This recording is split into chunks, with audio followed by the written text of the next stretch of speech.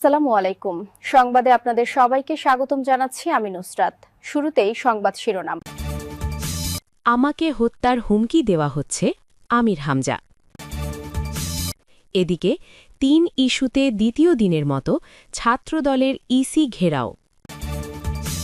এরপর থাকছে শামীম ওসমান সহ ১২ জনের বিরুদ্ধে গ্রেফতারি পরোয়ানা জারি। সর্বশেষ গাজীপুরে ৪ শতাধিক আওয়ামী লীগ নেতাকর্মীর বিএনপিতে যোগদান। শুনছিলেন সংবাদ শিরোনাম, এখন বিস্তারিত। তার আগে হৃদয় ছুঁয়ে যাওয়া একটি অনুরোধ। যদি হাদি নামটি আপনার বিবেককে নাড়া দেয়, যদি প্রকাশ্য দিবালকে গুলিবিদ্ধ হওয়ার সেই মুহূর্ত আপনাকে প্রশ্ন করতে বাধ্য করে, তবে আজ একটু সময় দিন। কমেন্টে শুধু লিখুন, হাদির ওপর হামলার বিচার চাই। আর যদি আপনি চান সত্যটা চাপা না পড়ুক, যদি চান আমরা ভয় ছাড়াই এসব খবর আপনাদের কাছে পৌঁছে দিতে পারি, তাহলে এক্ষুনি চ্যানেলটি সাবস্ক্রাইব করুন। সাবস্ক্রাইব মানে শুধু একটি বাটন চাপা নয়, এটি অন্যায়ের বিরুদ্ধে সত্যের পাশে দাঁড়ানোর অঙ্গীকার। চলুন নীরব না থেকে বিস্তারিত জেনে নেই। আমাকে হত্যার হুমকি দেওয়া হচ্ছে আমির হামজা।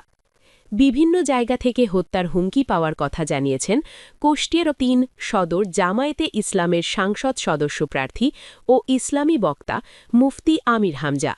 রোববার সামাজিক যোগাযোগ মাধ্যম ফেসবুকে নিজ অ্যাকাউন্টে দেওয়া পোস্টে তিনি এই তথ্য জানান। ওই পোস্টে আমির হামজা লিখেছেন, একটু জানিয়ে রাখি, গতকাল থেকে বিভিন্ন মাধ্যমে আমাকে হত্যার হুমকি দেওয়া হচ্ছে। আমি মৃত্যুর জন্য সব সময় প্রস্তুত, ইনশাআল্লাহ। তিনি আরও লিখেছেন, আপনাদের কাছে অনুরোধ রইল, আমার অনুপস্থিতিতে কুষ্টিয়াতে যেই ইনসাফ কায়েমের লড়াই আমরা শুরু করেছি সেটা প্রতিষ্ঠিত কইরেন এবং আমার ৩ শিশু কন্যা সন্তানকে একটু দেখে রাখেন। গত কয়েক দিনে আমির হামজার পুরনো একটি বক্তব্যের ভিডিও সামাজিক যোগাযোগ মাধ্যমে নতুন করে ভাইরাল হয়েছে। ওই ভিডিওতে দেখা গেছে একটি ওয়াজ মাহফিলে দেওয়া বক্তব্যে আমির হামজার সাবেক প্রধানমন্ত্রী খালেদা জিয়ার ছোট ছেলে আরাফাত রহমান কোকোর নাম বিকৃত করে প্রাণীর নামের সঙ্গে তুলনা করছেন। এরপর তার এই বক্তব্য নিয়ে রাজনৈতিক অঙ্গনে উত্তেজনা ছড়িয়ে পড়ে। এরই মধ্যে তার এই বক্তব্যের প্রতিবাদ জানিয়েছে কুষ্টিয়া জেলা বিএনপি। এর পরিপ্রেক্ষিতে গত শুক্রবার দিবাগত রাতে দুঃখ প্রকাশ করে ফেসবুকে পোস্ট দিয়েছেন আমির হামজা। এদিকে ৩ ইস্যুতে দ্বিতীয় দিনের মতো ছাত্রদলের ইসি ঘেরাও। পোস্টাল ব্যালটে পক্ষপাতের অভিযোগসহ ৩টি ইস্যুতে আজ সোমবার দ্বিতীয় দিনের মতো নির্বাচন কমিশনের প্রধান কার্যালয় ঘেরাওয়ের কর্মসূচি পালন করছেন ছাত্রদলের নেতাকর্মীরা। তারা বলছেন, দাবি আদায় না হওয়া পর্যন্ত এই কর্মসূচি চালিয়ে যাবেন। গতকাল রোববার বেলা ১১টা থেকে রাত প্রায় ৮টা পর্যন্ত রাজধানী আগারগাঁয়ে ইসির সামনে ছাত্রদলের নেতাকর্মীরা অবস্থান নিয়ে একই কর্মসূচি পালন করেছিলেন।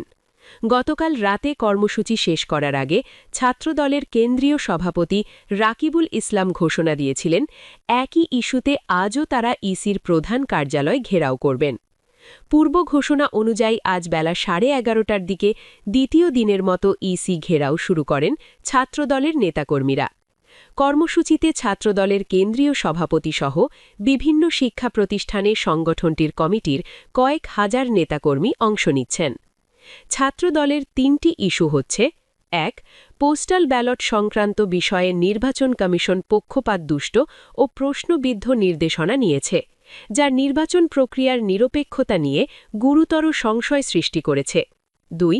বিশেষ একটি রাজনৈতিক গোষ্ঠীর চাপের মুখে দায়িত্বশীল ও যৌক্তিক সিদ্ধান্তের পরিবর্তে হঠকারী ও অদূরদর্শী সিদ্ধান্ত গ্রহণ করছে ইসি, যা কমিশনের স্বাধীনতা ও পেশাদারত্বকে প্রশ্নবিদ্ধ করে। ৩. বিশেষ রাজনৈতিক দলের প্রত্যক্ষ প্রভাব ও হস্তক্ষেপে শাহজালাল বিজ্ঞান প্রযুক্তি বিশ্ববিদ্যালয় ছাত্র সংসদ নির্বাচন বিষয়ে ইসি নজিরবিহীন ও বিতর্কিত প্রজ্ঞাপন জারি করেছে, যা বিশ্ববিদ্যালয়ের গণতান্ত্রিক চর্চার জন্য অশনি সংকেত। আজ সরজমিন দেখা যায়, ইসির প্রধান ফটকের সামনে আইন শৃঙ্খলা রক্ষাকারী সদস্যরা ব্যারিকেড দিয়ে রেখেছেন। ব্যারিকেডের সামনের সড়ক আটকে অবস্থান নিয়েছেন ছাত্রদলের নেতাকর্মীরা। তারা দাবির পক্ষে স্লোগান দিচ্ছেন, আর ছাত্রদলের নেতারা বক্তব্য দিচ্ছেন। কর্মসূচি চলাকালীন আইন শৃঙ্খলা রক্ষাকারী সদস্যদের সতর্ক অবস্থানে থাকতে দেখা যায়। গতকাল প্রায় ৯ ঘণ্টা ছাত্রদলের নেতাকর্মীরা ইসির সামনে অবস্থান করেন। এক পর্যায়ে বিকেল ৫টার দিকে ছাত্রদলের ৫ সদস্যের একটি প্রতিনিধি দল ইসির সঙ্গে বৈঠক করে। বৈঠকে তারা কমিশনের কাছে ৩ ইস্যু নিয়ে বক্তব্য তুলে ধরে।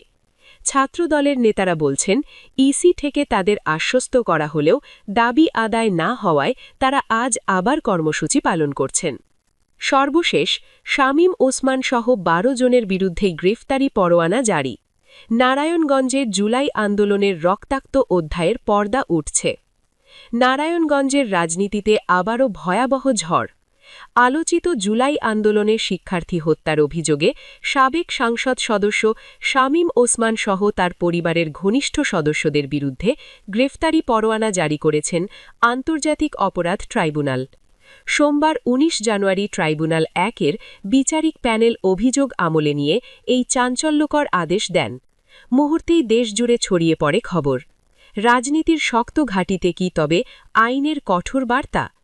ট্রাইব্যুনালে দাখিল করা অভিযোগ অনুযায়ী জুলাই আন্দোলনের সময় নারায়ণগঞ্জ সদর ও ফতুল্লা এলাকায় রিয়া গোপ সহ অন্তত ১০ জন শিক্ষার্থী নিহত হন। এই ঘটনায় প্রধান অভিযুক্ত হিসেবে নাম এসেছে সাবেক এমপি শামীম ওসমানের। অভিযোগের তালিকায় রয়েছেন তার ছেলে অয়ন ওসমান, ভাতিজে আজমেরি ওসমান সহ মোট ১২ জন। অভিযোগ আমলে নিয়ে ট্রাইব্যুনাল তাদের বিরুদ্ধে গ্রেফতারি পরোয়ানা জারি করায় পরিস্থিতি আরও উত্তপ্ত হয়ে উঠেছে। অভিযোগে বলা হয়েছে, ১৯ ও ২১ জুলাই নারায়ণগঞ্জে আন্দোলন দমনে সরাসরি মাঠে নামেন শামীম ওসমান ও তার অনুসারীরা।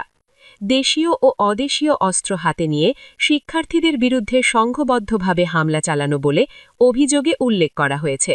শুধু তাই নয়, আন্দোলন দমনের পরিকল্পনা নাকি করা হয়েছিল নারায়ণগঞ্জ ক্লাবে বসেই। এরপর রাইফেলস ক্লাব থেকে অস্ত্র লুট করে শিক্ষার্থীদের ওপর ঝাঁপিয়ে পড়ার কথাও অভিযোগপত্রে উঠে এসেছে। সবচেয়ে বিস্ফোরক অংশটি এসেছে ফোনালাপ সংক্রান্ত অভিযোগে। ট্রাইব্যুনালে উপস্থাপিত নথিতে দাবি করা হয়, তৎকালীন প্রভাবশালী রাজনৈতিক নেতা ওবায়দুল কাদেরের সঙ্গে ফোনে আলোচনা করে শামীম ওসমান নিজেই অস্ত্র হাতে মাঠে নামেন। এই অভিযোগ সহ মোট ৩টি পৃথক অভিযোগ আনা হয়েছে অভিযুক্তদের বিরুদ্ধে, যা আদালত প্রাথমিকভাবে আমলে নিয়েছেন। গ্রেফতারি পরোয়ানা জারির খবরে নারায়ণগঞ্জের রাজনৈতিক অঙ্গনে তীব্র প্রতিক্রিয়া শুরু হয়েছে। কেউ বলছেন এটি আইনের শাসনের পথে বড় পদক্ষেপ, আবার কেউ এটিকে রাজনৈতিক প্রতিহিংসা হিসেবেও দেখছেন। তবে ট্রাইব্যুনালের আদেশে স্পষ্ট, অভিযোগের বিচারিক প্রক্রিয়া চলবে আইনের কাঠামোর মধ্যেই। এখন প্রশ্ন একটাই, শামীম ওসমান ও তার সহযোগীরা কি আত্মসমর্পণ করবেন, নাকি আইন শৃঙ্খলা বাহিনী শুরু করবে বড় অভিযান? জুলাই আন্দোলনের রক্তাক্ত স্মৃতি আর নতুন করে আলোচনায় আসা এই গ্রেফতারি পরোয়ানা কি নারায়ণগঞ্জের রাজনীতিতে নতুন মোড় আনবে? দেশজুড়ে নজর এখন আন্তর্জাতিক অপরাধ ট্রাইব্যুনালের পরবর্তী পদক্ষেপের দিকে।